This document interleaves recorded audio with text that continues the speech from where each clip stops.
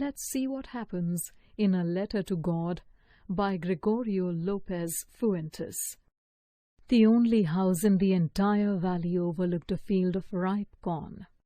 Lenko, the owner of the house and field, had been looking at the sky all morning. He told his wife that it was going to rain. Soon, true to Lenko's prediction, big drops of rain began to fall. Lenko went outside to enjoy the rain. He felt that it wasn't rain, but 10 and 5-cent pieces.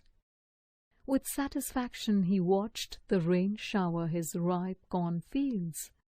Suddenly, a strong wind began to blow. Then large hailstones began to fall. Lenko's happiness now turned to worry. He hoped the rain would stop soon, otherwise his crops would be destroyed. But the rain did not stop. It covered the house, the field, and the valley with a layer of hailstones. The harvest was completely destroyed. Lenko stood in the middle of his ruined field and thought that a plague of locusts would have been better than this. It was a sad night for the Lenko family. However, they had one hope: God. That night, Lenko thought about God and his all-seeing ways. So he decided to write a letter to God, asking for 100 pesos to sow his field, as well as survive until next year. He went to the post office the next day to stamp and mail the letter.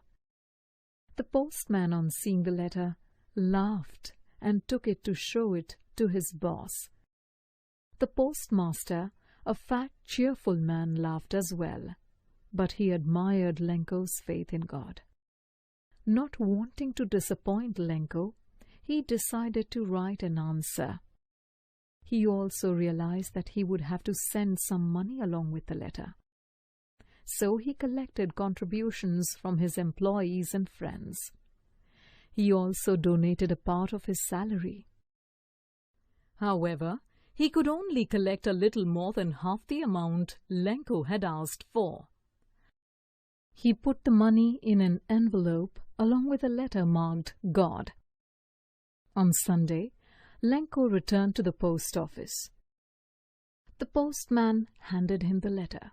The postmaster, happy with his deed, watched from the office. Lenko was a man of faith, so he wasn't surprised to see the money. However, he was angry when he counted the money. Immediately, he asked for ink and paper.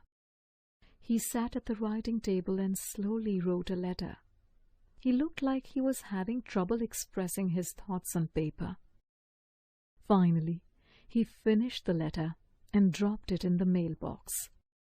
The postmaster immediately collected the letter and opened it. In the letter, Lenko had written that of the 100 pesos, only 70 pesos reached him. He needed 30 pesos more. But he asked God not to send it through the post office. He believed people at the post office were thieves who stole his 30 pesos.